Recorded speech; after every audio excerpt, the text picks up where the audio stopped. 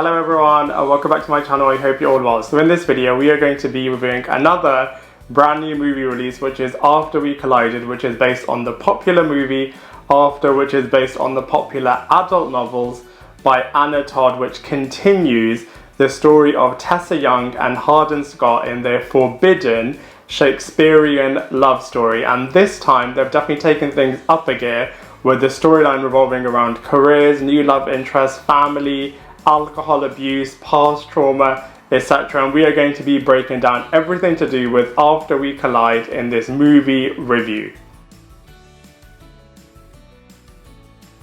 Now this film feels more like a limited series to me than a big Hollywood blockbuster. But anyway, the story picks up immediately after the events of the first movie, with Hardin now doing the narrating, and it shows that the final sequence that you see at the end of the first movie was all a dream from Hardin's perspective. Tessa has seemingly moved on to have an exciting new internship to focus on, but the two keep dreaming of each other and eventually find their way back to each other to face more challenges. Like I said before, those challenges are a lot more adult in theme, and the two of them can't keep their hands off each other, so at points this movie does feel like a bit of a younger version of 50 Shades of Grey. So from a cast and characters point of view, it's really nice to see the majority of the cast coming back for this movie. So let's go through them one by one. So first up, we have Josephine Langford, who is Catherine Langford from 13 Reasons Why's sister, and she returns in this movie to lead the film as main character Tessa Young, who isn't as naive or as innocent as she was in the first movie. And in this movie, she's definitely wised up a lot more and definitely goes after exactly what she wants. Next up, we have hero Fiennes Tiffin, which is just the best name ever. And he returns as playing Hardin Scott in this movie. He's also a lot more developed than the first one. He's less mysterious and less into literature, and instead deals with a lot of his parents' issues in this movie and is actively pursuing Tessa Young in this film as well. I feel like the majority of his scenes are a little bit overacted, so the actor has a little bit more growth to do in that department, but he plays his character really well. Next up, we have Sprouse, who joins the cast as a new character called Trevor, who actually is an acquaintance of Hardin's character and is the co-worker of Tessa's character while she's doing her internship at a publishing company. They do tease a little bit of a romance between the Trevor and Tessa character, but it doesn't really go anywhere, so it doesn't necessarily add a lot of tension from a new love interest point of view. We also have all of the college friends back in this movie as well. Tessa's ex-boyfriend from her high school is also back, and Tessa's mother is also back from the first movie. So, you know, the returning cast in this movie are really nice. We also have Peter Gallagher, the brilliant actor from the OC who played Hardin Scott's father, being recast by Rob Estes, who was the father of Annie from 90210, now playing Hardin Scott's father. And we also have Louise Lombard, who plays Hardin Scott's mother, and she brings a lot of wisdom and a lot of tension for the Hardin character. So all in all, the cast and characters of this movie are absolutely brilliant.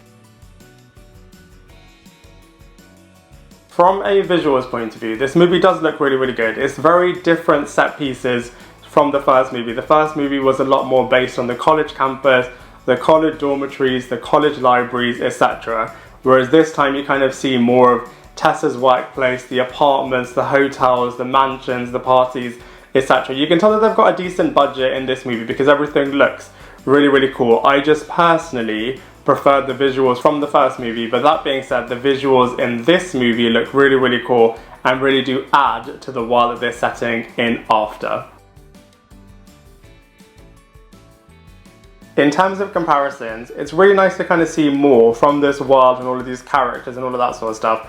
I did personally prefer the first movie. I thought the narrative was a lot stronger from start to finish, but that being said, it is a cool movie. And like I said before, I do see it as more of a limited series than a movie. And that being said, when you compare it to other teen content out there from a TV show perspective, I don't think it's as great, as I much prefer Riverdale, Gossip Girl, The OC, 90210, etc. I also think that some of the set pieces from this movie have definitely been lifted and shifted from The Roommate, and like I said before, some of the other scenes in this movie can definitely be compared to 50 Shades of grey as well. So whilst it is a decent movie, I think comparatively there is stronger stuff out there.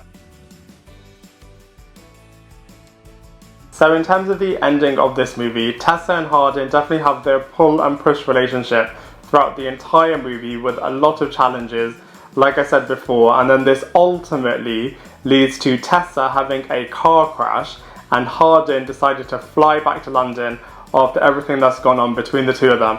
I'm surprised that there are 0 scenes in the college campus. I don't know what's happening with their studying as they're off doing loads of different stuff throughout the entire movie. But anyway, Tessa then recovers and decides to take up a new position in Seattle as her internship has gone so successfully, which reminded me of when Lauren had to make a decision between having romance in her life or taking up a position in Paris, which is really, really interesting.